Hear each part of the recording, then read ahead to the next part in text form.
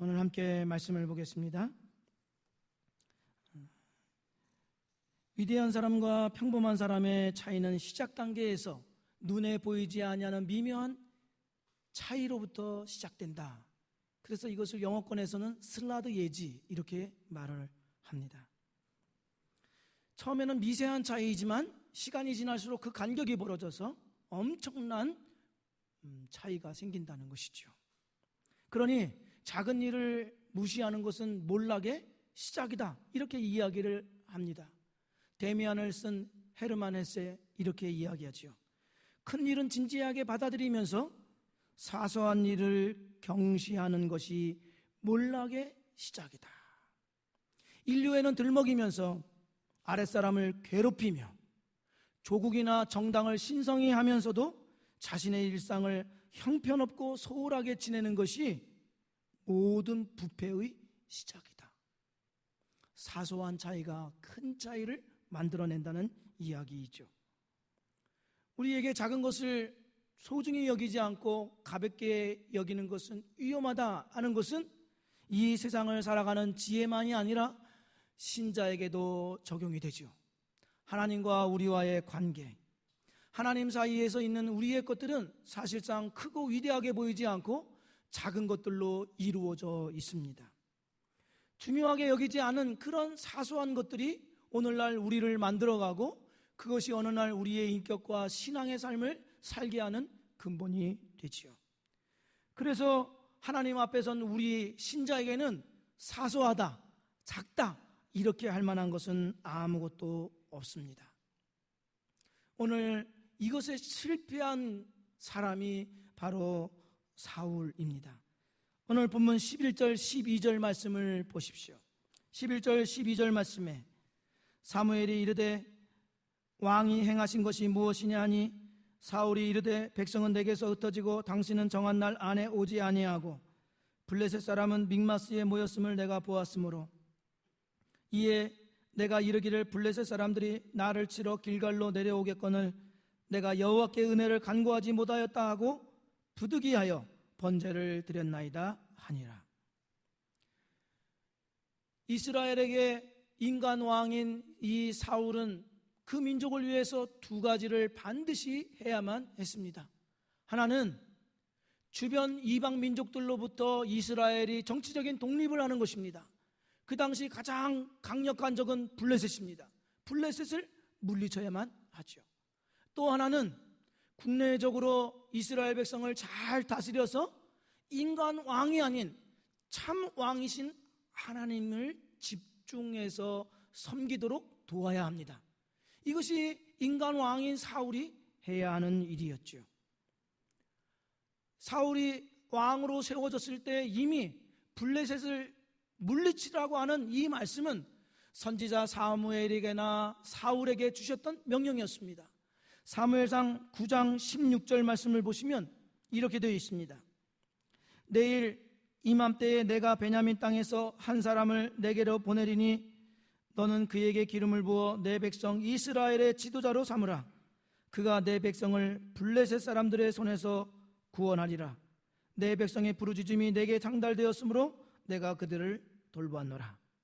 지금 하나님이 선지자 사무엘에게 말하죠. 사울에게 기름을 부어 왕을 세우는데 그가 무엇을 하겠다는 것입니까?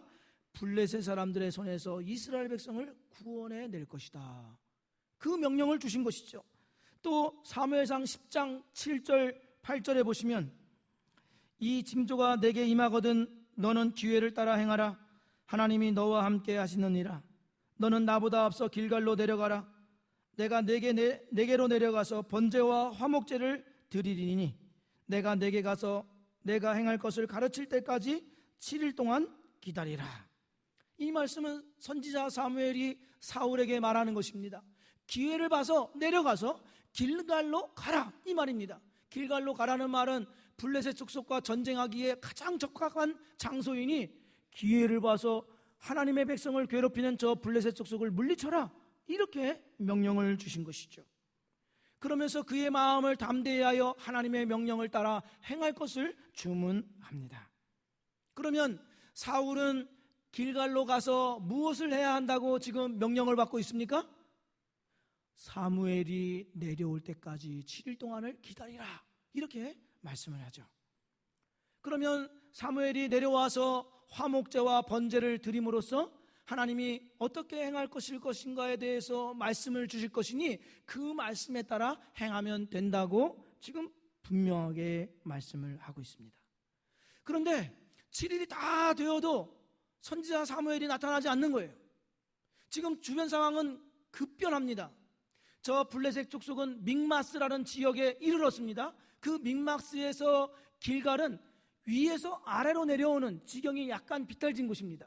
그러니까 신속하게 이스라엘 백성을 쳐들어오기에 가장 적합한 장소, 좋은 장소를 점령하고 있는 것입니다. 더더군다나 사울 왕이 모은 2,000명의 병력은 블레셋 족속의 병력을 보고 두려워서 다 도망가 버리고 600명만 남았습니다. 사울에게 남은 것은 패전과 죽음만 기다리고 있는 것과 같지요.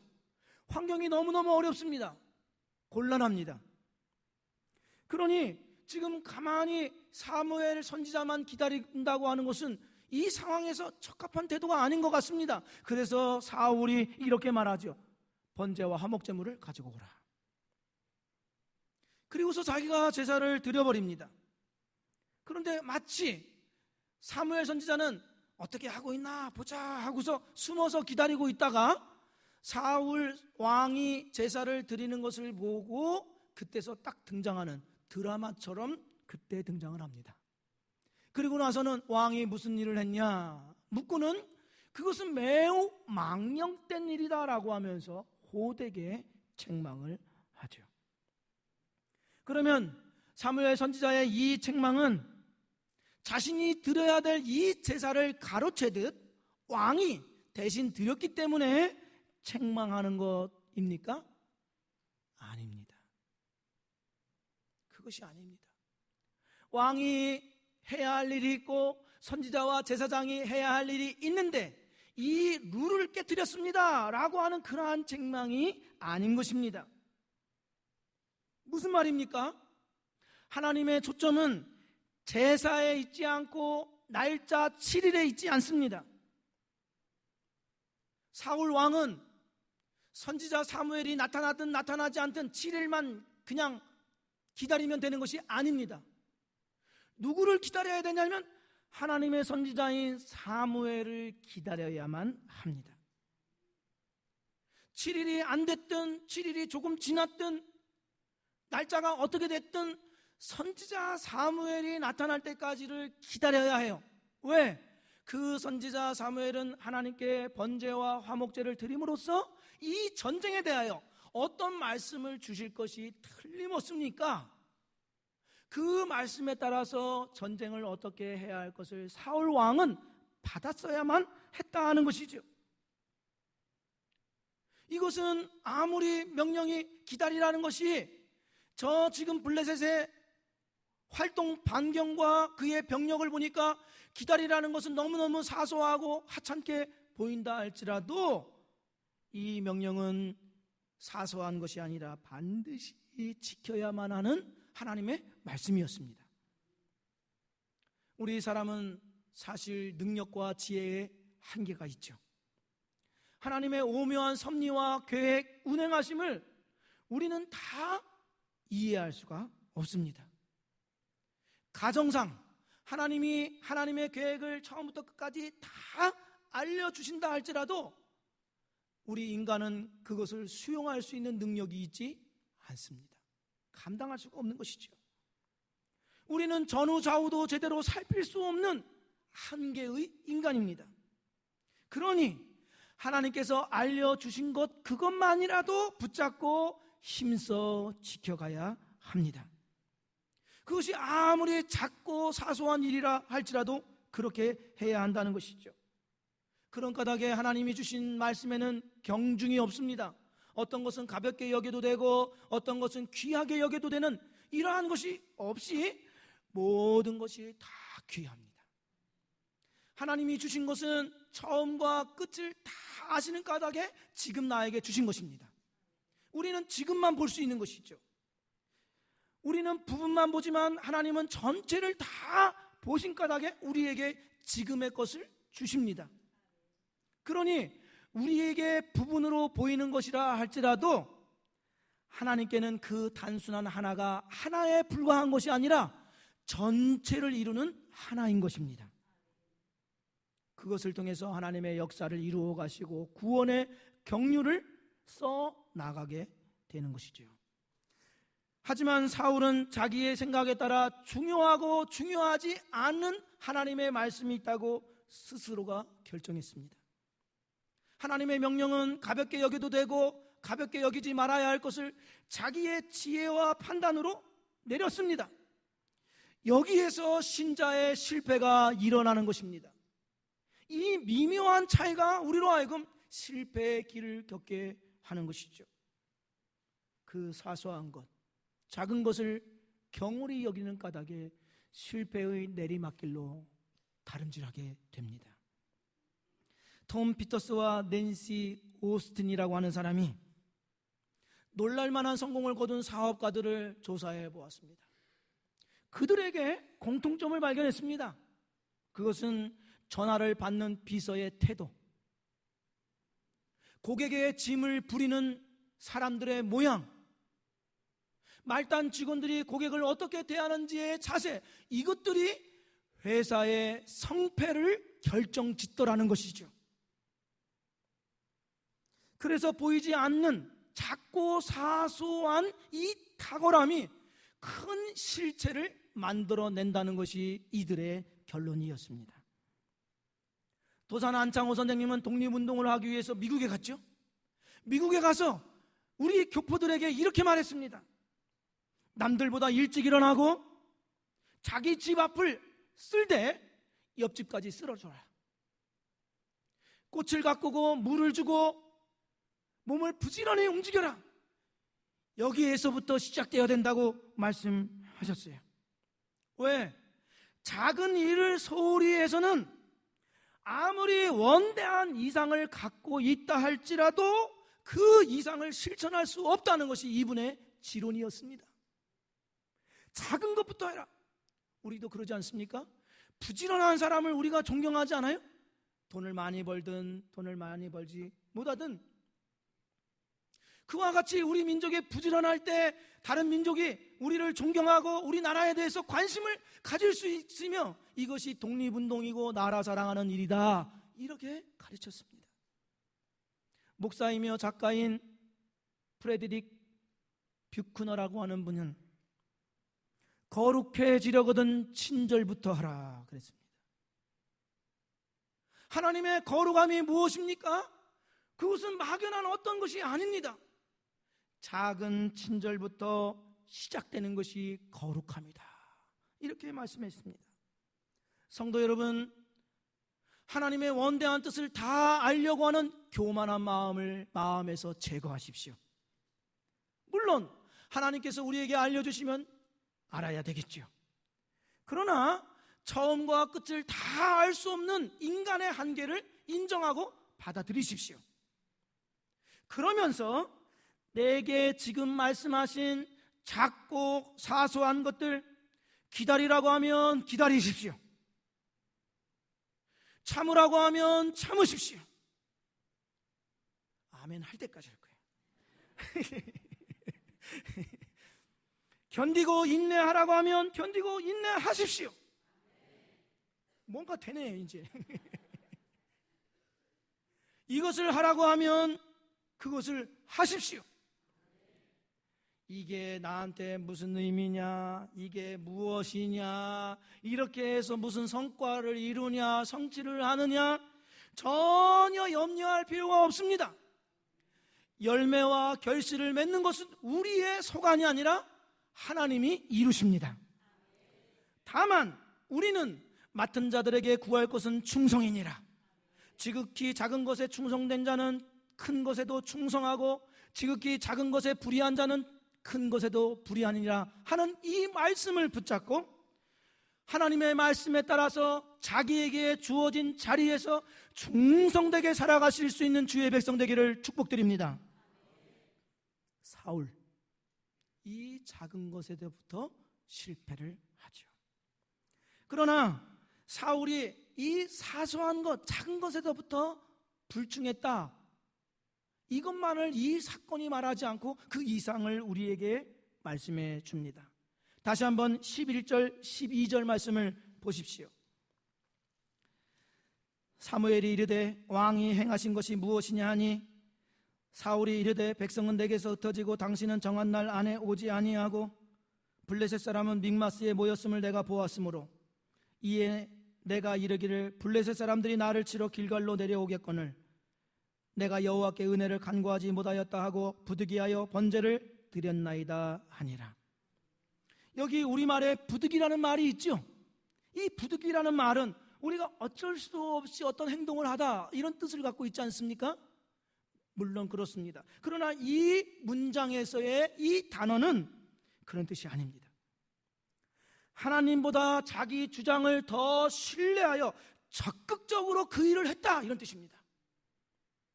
그러니까 이 상황에 대한 판단을 하나님께서 가지고 계신 지혜보다 사울 자신의 지혜와 판단력을 더 신뢰함으로 그렇게 했다 이런 뜻입니다.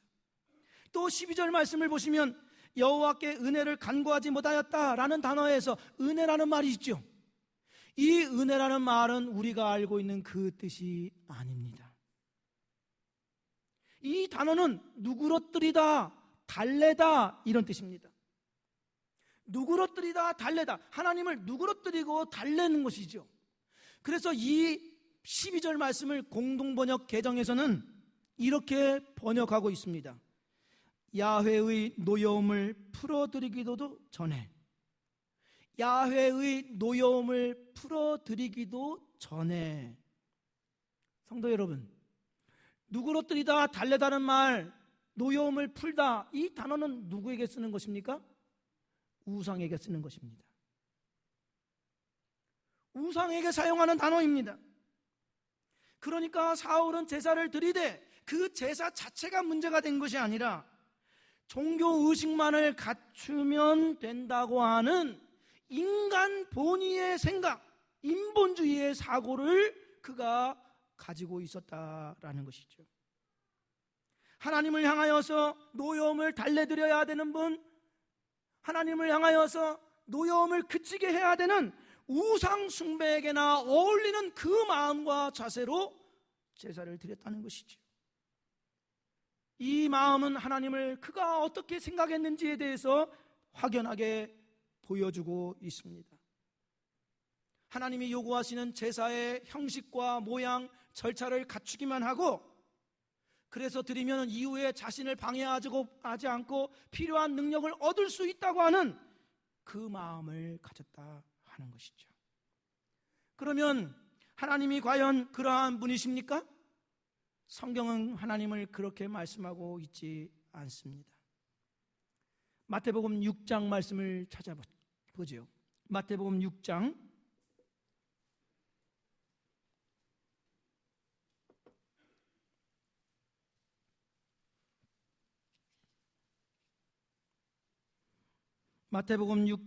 6절부터 8절 말씀.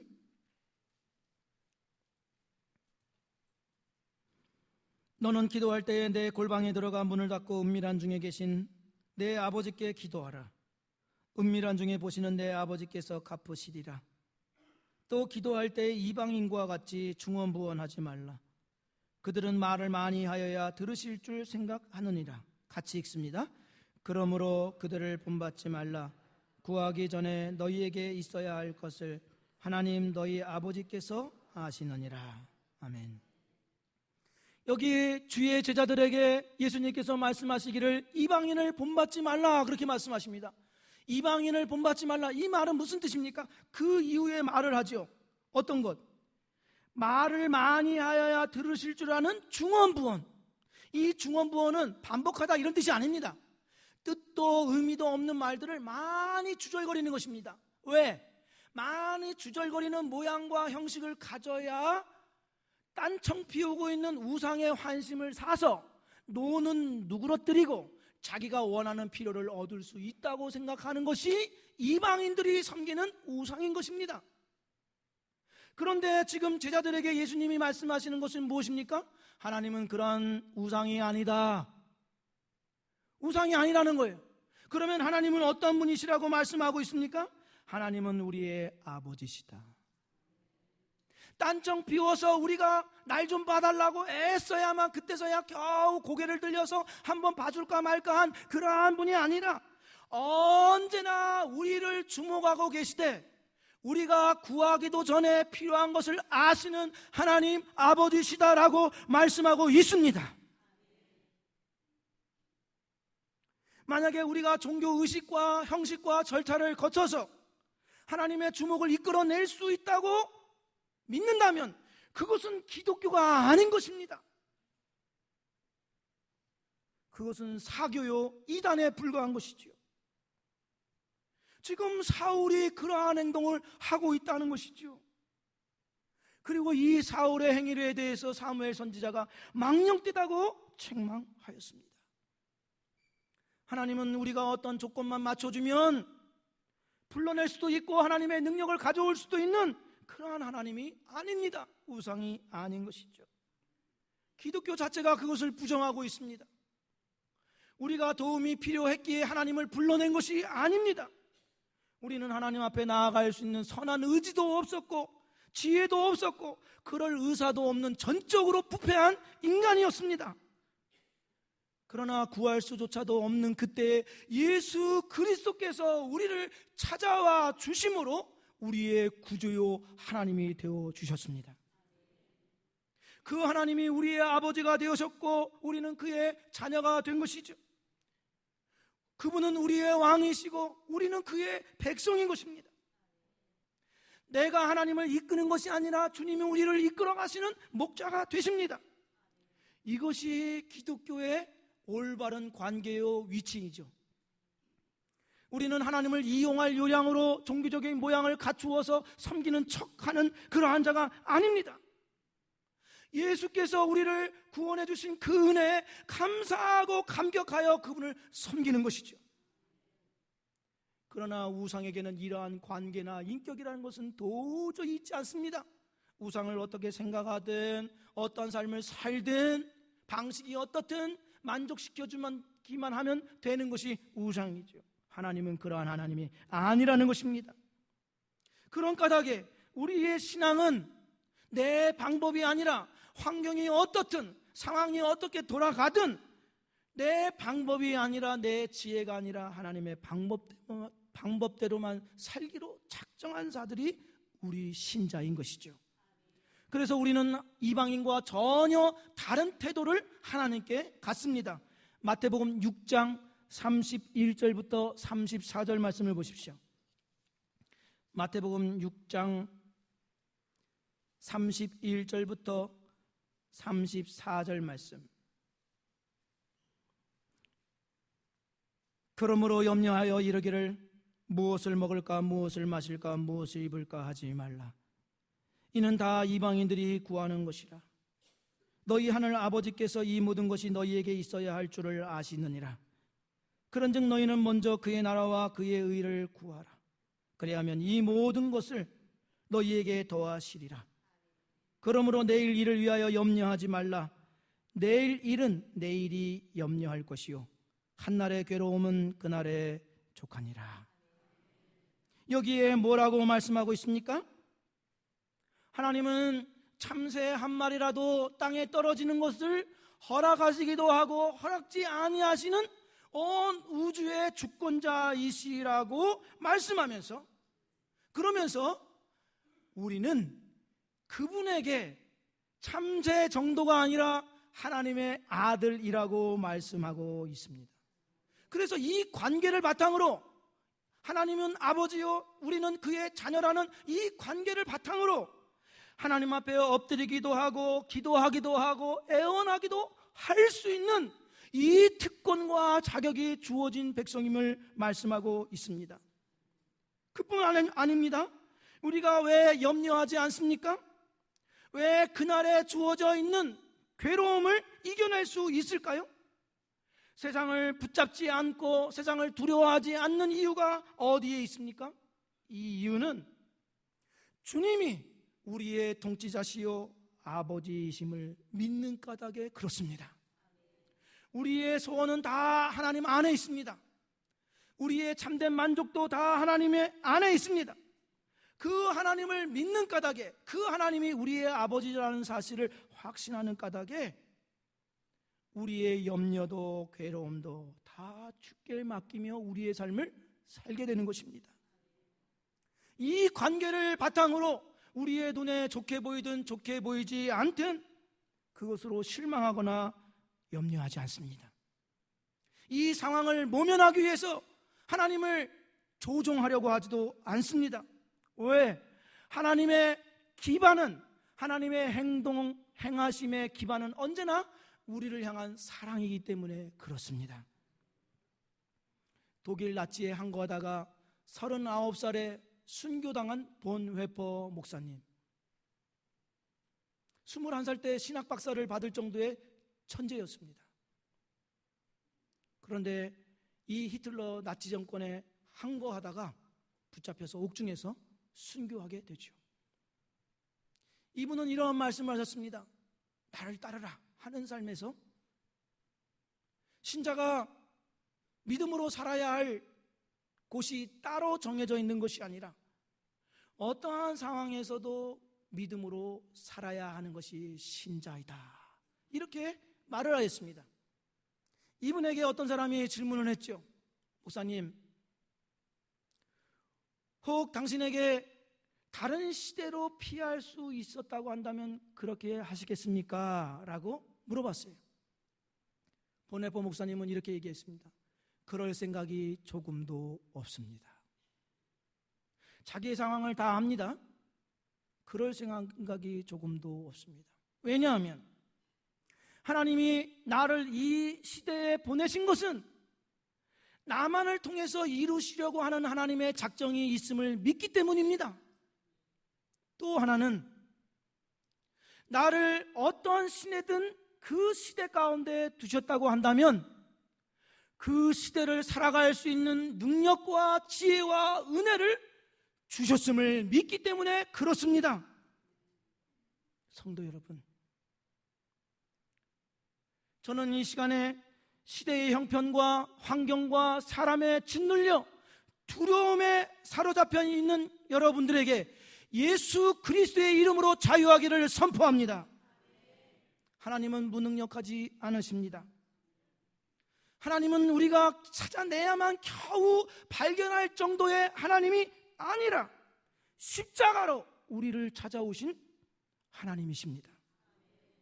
하나님, 그러한 하나님께서 우리를 이 시대에 보내셔서 살게 하셨다고 한다면 이 시대와 사회와 우리 가정에서 살 수 있는 힘과 지혜와 능력과 은혜도 주신 줄로 믿습니다.